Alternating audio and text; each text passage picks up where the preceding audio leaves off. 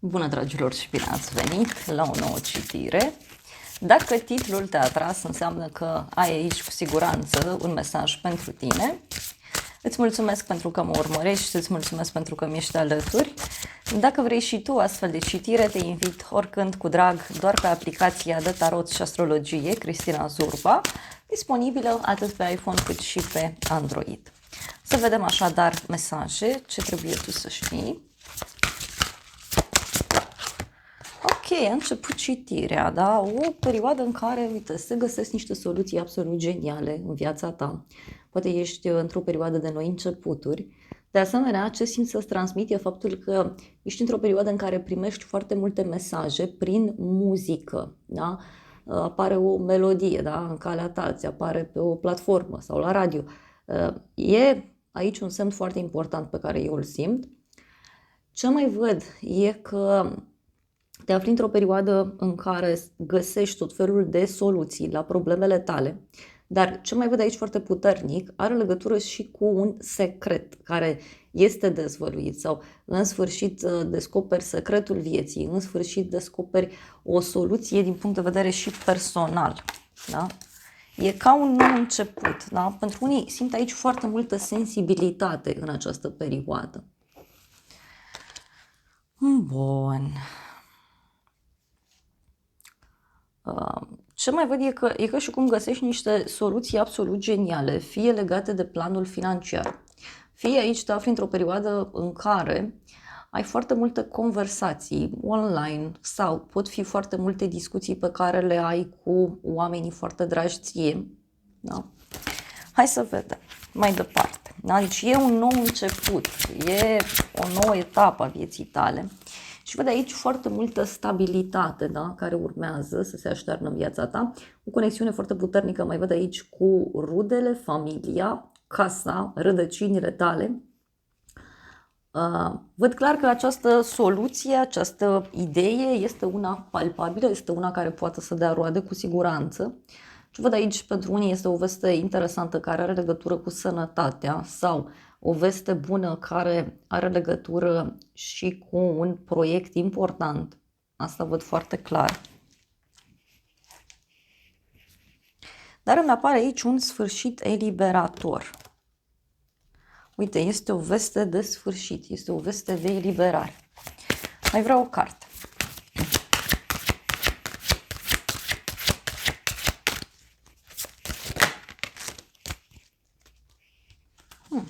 Pentru unii mai văd și o veste bună legată de un examen, da? Să că și cum vrei să studiezi ceva, vrei să predai ceva.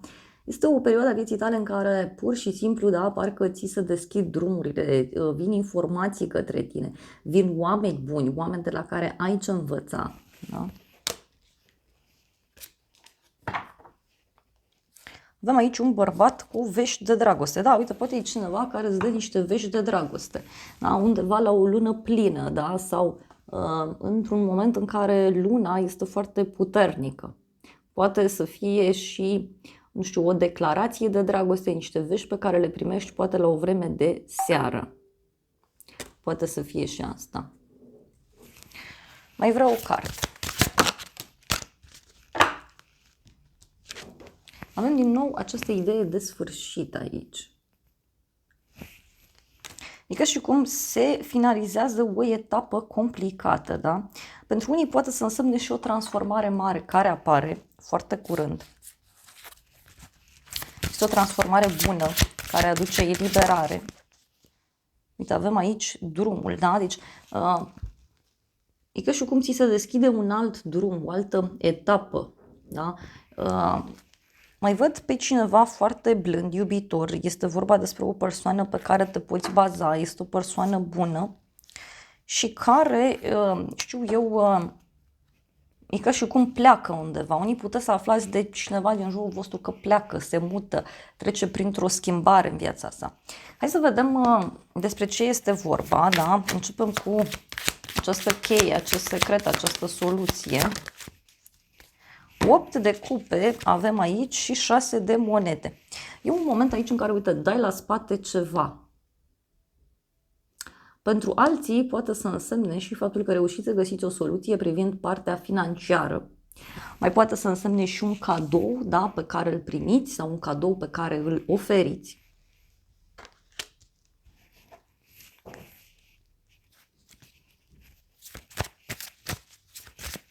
Să vedem în continuare.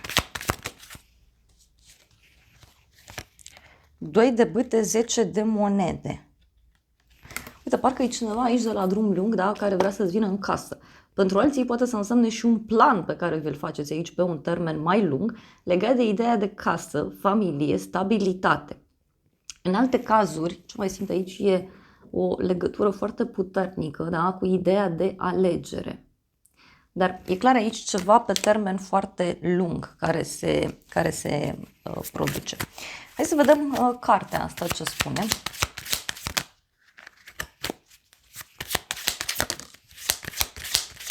Și avem așa, regina de monede, asul de cupe. O legătură aici, uite, cu o zodie de pământ, Taur, Fecioară, Capricorn. Mai văd aici o veste foarte bună, fie legată de planul financiar, fie legată de sănătate, repet, dar pentru alții văd aici și o veste eliberatoare, legată de ideea de bani, ideea de a avea grijă de cineva. Pentru unii poate să însemne și un ajutor foarte mare pe care îl primiți de la o persoană stabilă material.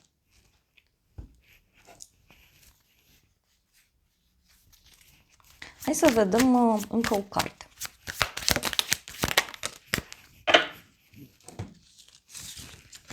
Și avem așa, 5 de bâte, 2 de cupe. Poate să însemne aici și un oarecare conflict împreună cu cineva, da? Sau un conflict, o ceartă, o discuție în contradictoriu, gelozie, care, uite, are legătură cu acest sfârșit. E ca și cum nu ești de comun acord cu cineva. Alții, din contra, puteți să aflați de un cuplu din jurul vostru care are niște probleme. Da? În continuare, hai să vedem despre ce e vorba.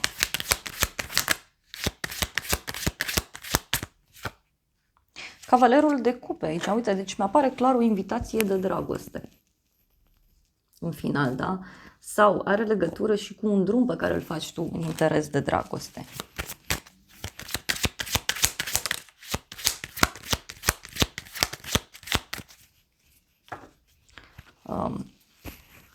Ce mai văd aici e o bucurie legată de acest drum, de acest cavaler, dar mai văd și o persoană care are mai multe opțiuni. Însă, din acest punct de vedere, eu cred că lucrurile se pot clarifica. Da?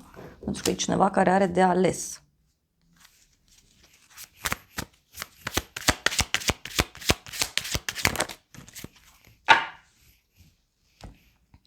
Și avem așa, regele de monede, da? 6 de bâte.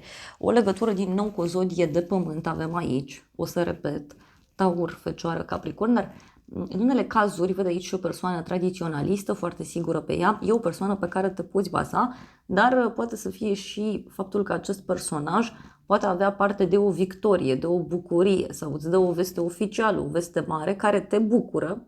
Doar că persoana asta poate să promită prea multe sau își poate face prea multe iluzii, da? Poate avea prea multe așteptări, parcă vrea prea multe aplauze, vrea ceva mai mult decât se poate.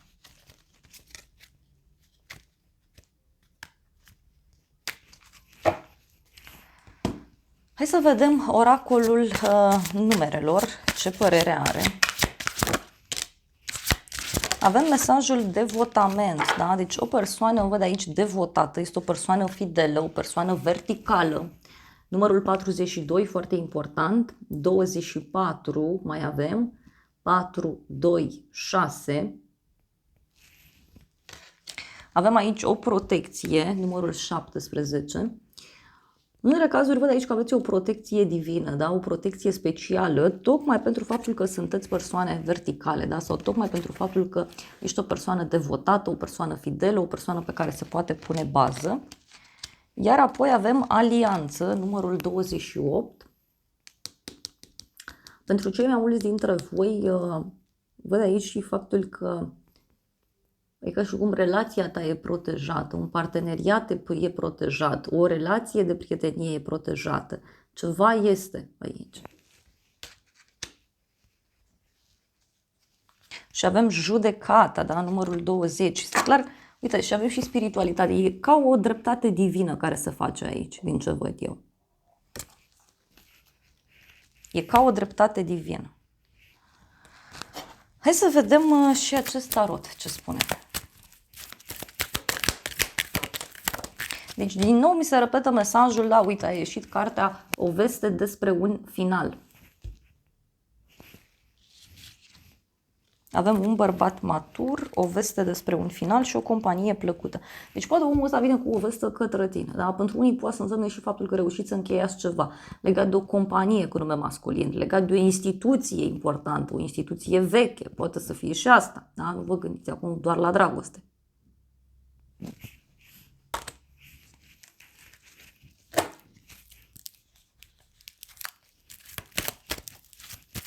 Vreau să văd ce este totuși cu acest sfârșit aici, că mi se repetă mesajul.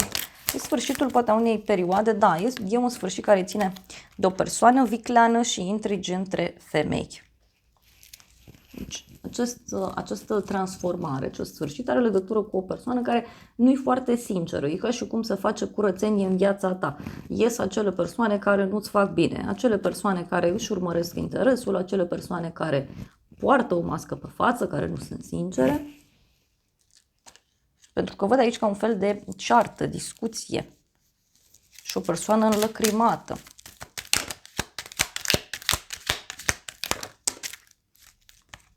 Parcă e cineva înlăcrimat aici care vine către casa ta.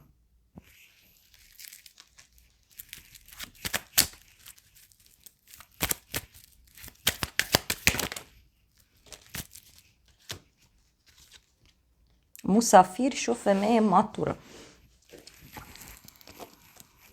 Poate este o prietenă sau cineva din familie, da? Persoana asta îți poate veni în vizită, îți poate da niște vești bune, doar că e puțin înlăcrimată persoana asta. Sau poate are o problemă pe dragoste, da? Poate e cineva care nu se simte dorit, nu se simte apreciat, nu se simte stimulat. Hai să vedem ce părere au îngerii în această situație. Îngerii spun așa, manifestă, fii clar în ceea ce vrei să vină către tine. E ca și cum ți se cere să fii clar, să fii sincer cu tine, cu universul, da? Ca să știe ce să-ți ofere. Valoare, sau valorifică relația ta. E ca și cum aici ți se cere să fii hotărât în legătură cu relația ta. Dacă ești dispus sau dispusă să valorifici această persoană, să ții la ea, să o ridici undeva pe un piedestal sau nu.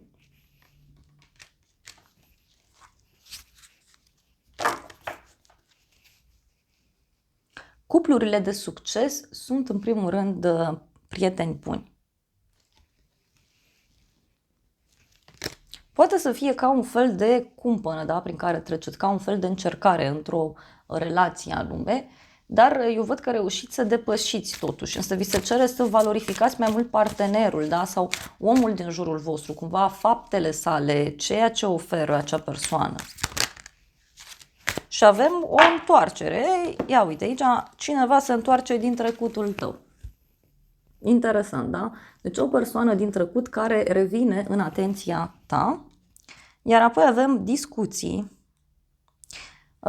Atunci când vorbești, da, cu partenerul tău, cu cineva, reușești să menții relația vie. Deci poate are legătură cu cineva din trecut care se întoarce sau o situație din trecut care se repetă. Poate să fie și asta.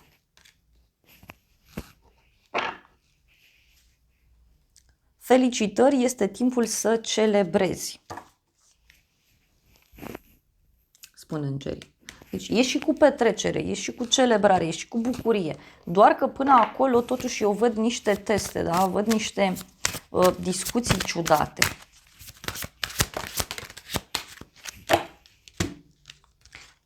În unele cazuri e ceva legat de ideea de carieră, succes, avantaj.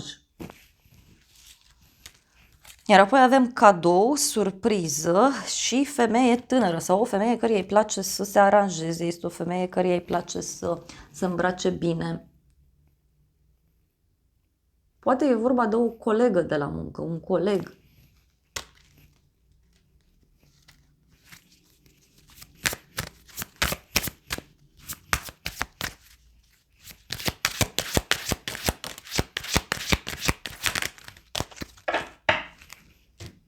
Avem un bărbat tânăr. Cineva căruia îi place să dețină controlul. Este vorba despre un personaj foarte pasional, da? Sau un personaj cu un aspect fizic mai tânăr și avem aici o persoană nouă sau o persoană necunoscută.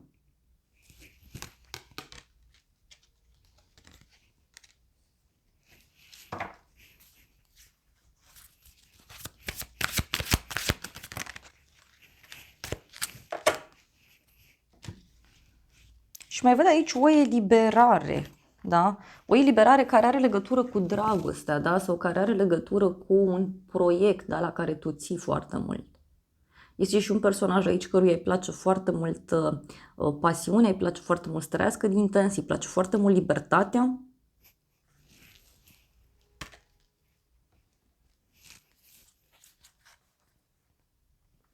Și de asemenea văd o propunere, da? Pe termen scurt legată de o călătorie, o mutare sau o discuție legată de ideea de străinătate, dar e ceva pe termen foarte scurt. E ceva de la o zi la alta. Vreau să văd și un ultim mesaj din acest oracol.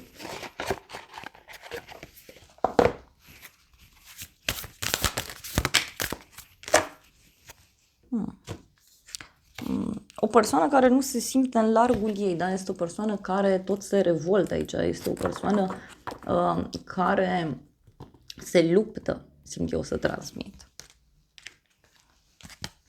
Sau o luptă. Avem zodia Capricorn, deci poate să fie ceva legat de ideea de statut, carieră, instituții, autorități. O persoană foarte, foarte hotărâtă, văd aici, da? O persoană mai rece. Da? Și totuși văd aici o bucurie în final. Deci e ca o hotărâre oficială, e ca o organizare mult mai bună.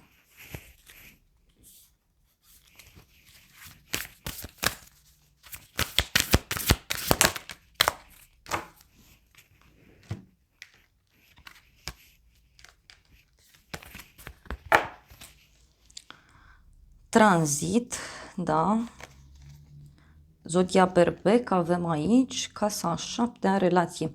Eu cred că are legătură cu o transformare legată de o relație, da? Cineva care acționează cu tot curajul sau are legătură cu un nou început legat de un parteneriat sau legat de o persoană importantă. Da? Dar oricum ar fi, văd aici, o hotărâre bruscă.